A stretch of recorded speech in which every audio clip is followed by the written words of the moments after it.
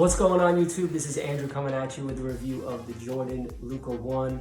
The Luka 1 is the first signature shoe with Jordan brand of Dallas Mavericks star Luka Doncic. I've been dying to play in this shoe because Luka's been playing out of his mind in this thing. And in addition to that, it's just a great looking sneaker at a really affordable price point. And I finally got the chance to break it out on court, and I wanted to share my thoughts with you. Before I get into the review, I did want to share that when I play in a shoe for the first time, I mainly shoot around by myself, maybe 3-4 times. If I like the way it plays, then I'll break it out on court in games and things like that. So I did want to share that this is a shoe I only played shooting around in. I didn't actually wear it competitively. I know some people want to know how it fares in like actual gameplay, 5-on-5, things like that. This shoe was only worn to shoot around. Kind of a spoiler alert, because it tells you it wasn't necessarily one of my favorites. But if you want to know all the details on why I won't be playing in competitive play with this shoe, stick around. I'll go through the whole review with you right now. So before we dive into each aspect of the shoe on court, I did want to just give you a quick breakdown of the tech specs. Starting with the upper, we have something called Flight Wire.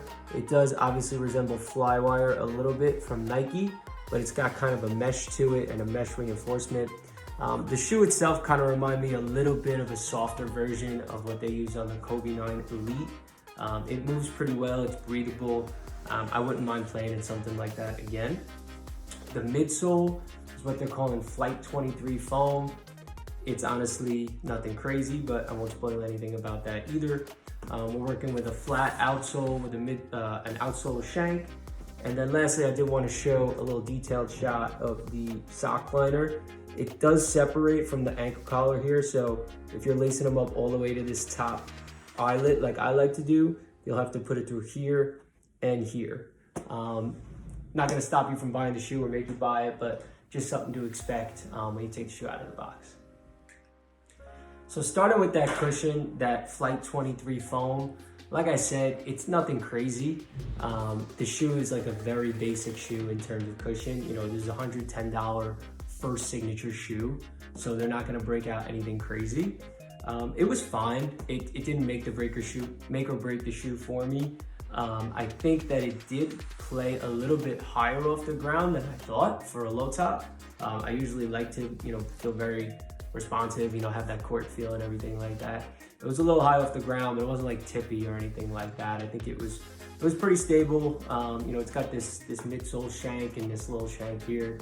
I didn't think they did anything crazy, but it didn't necessarily take away from the shoe. So the cushion, I don't think is gonna blow you away, but I don't think it's gonna stop you from playing in the shoe. Moving on to the fit and support of the shoe.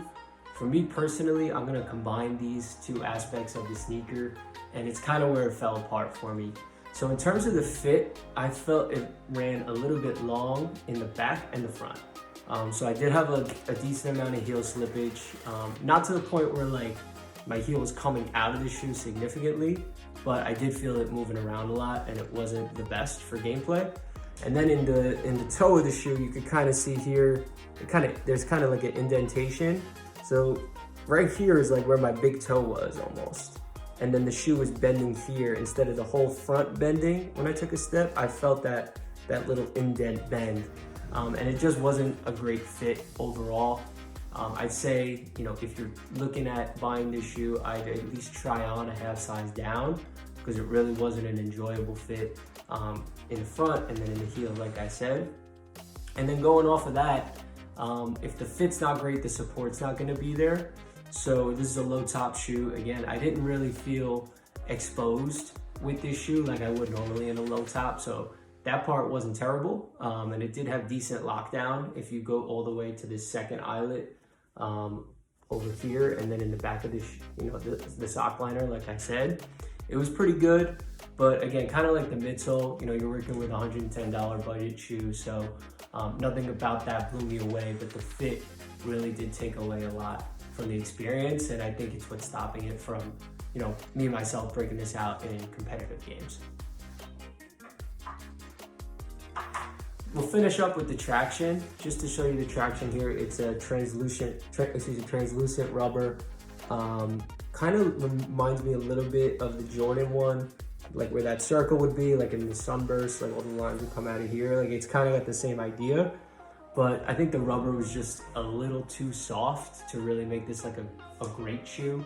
The traction here, kind of like everything else I mentioned, is okay, but when you have a bad fit and support up here, it kind of takes away from the traction. So when I take a step and I feel like my foot's moving and I don't really feel confident in the step and the traction's not really biting, overall it just makes me uncomfortable hooping in the shoe. So I think what really is the shoe's downfall is the fit, because then it's going to take away from the support, which otherwise probably would have been pretty good if it fit better.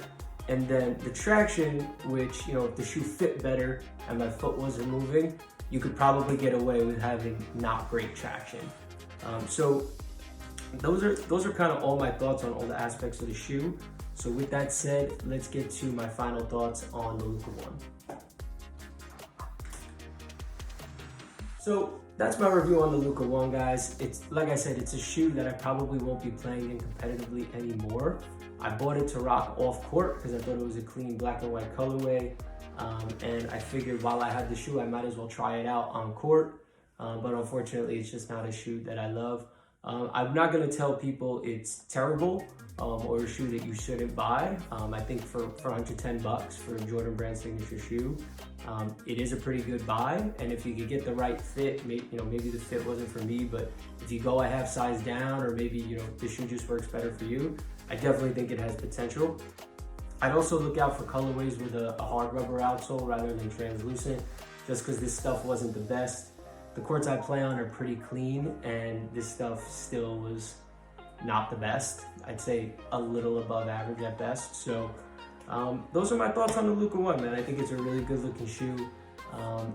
If you've played in the Luka 1, let me know what you thought of it in the comments below. I'm interested to hear what you guys think. And if there's another shoe out there you want me to review, I'll be dropping some more performance reviews soon, so stay tuned.